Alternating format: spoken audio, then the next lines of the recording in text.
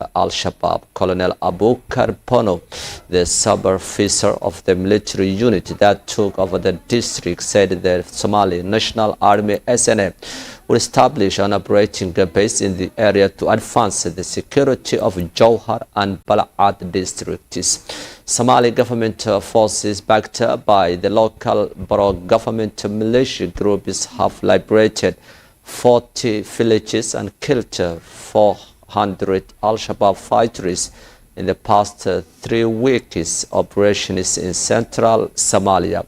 The ongoing operation becomes the biggest since the election of the current president in May of this year.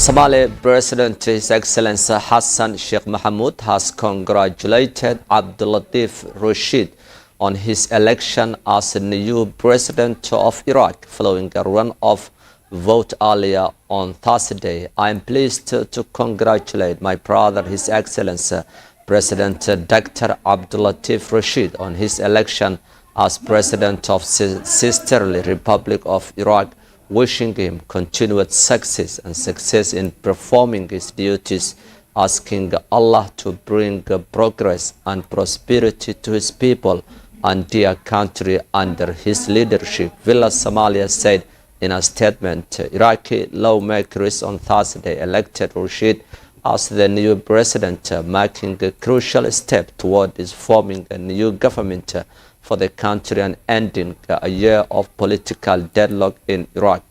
After the parliament session, Rashid tasked al-Sudani with forming a new new government as al-Sudani was nominated by the coordination framework, the largest parliamentary alliance, an umbrella group of Shia parliamentary parties. Rashid's election as president came a political tension between the political leaders in the Iraqi country. Al-Sadr movement has pulled out its MPs from the parliament earlier this year. That has led a widespread violence in the country. Al-Sadr demanded to dissolve the parliament and hold the earlier election, but it was rejected by the CF parties, which became the largest bloc after the Al-Sadr ordered followers to withdraw from parliament in June of this year.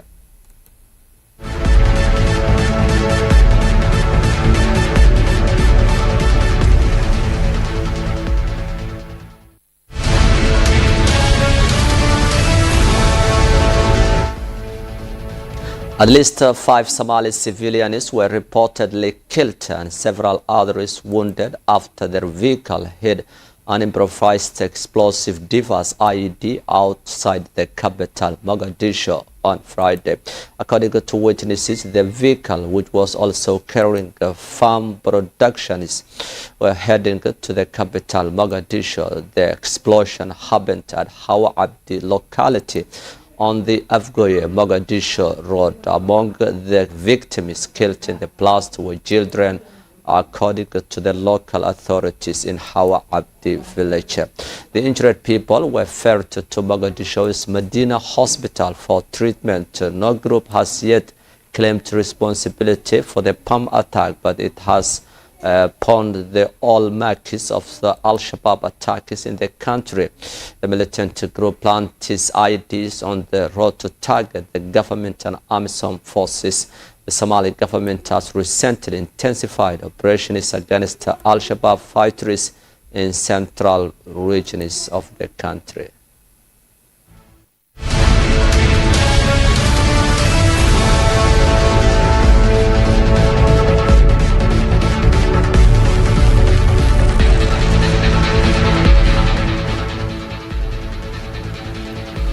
You are still following our news in English live from Mogadishu. Acute malnutrition is surging among the children displaced by the current drought and conflict in parts of central Somalia, teetering on the edge of famine, according to a survey conducted by humanitarian agencies in the country. United Nations has warned at the beginning of September that 2 districts within southwest state were projected to face famine between October and December, with more than 500,000 children in Somalia at risk of dying from malnutrition. A screening conducted from September 1920 forth by UN agencies and other humanitarian groups in the camps for internally displaced people, IDPs, in Baidoa city, found the situation in the city is quickly deteriorating.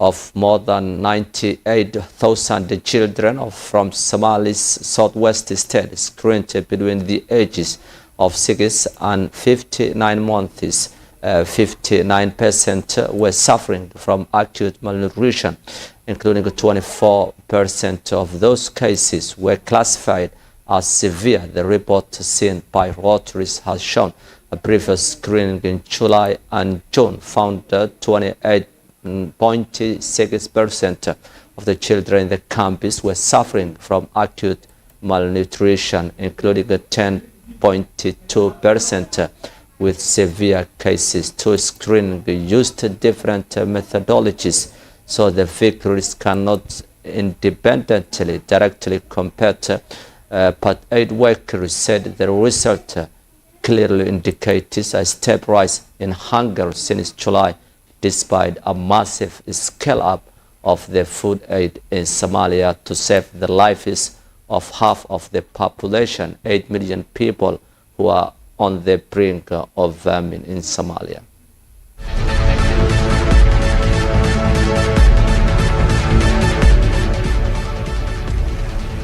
That's all for our today's English news live from Mogadishu. With me, I am Omar Noor, and the entire team of the program. We leave you bye for now.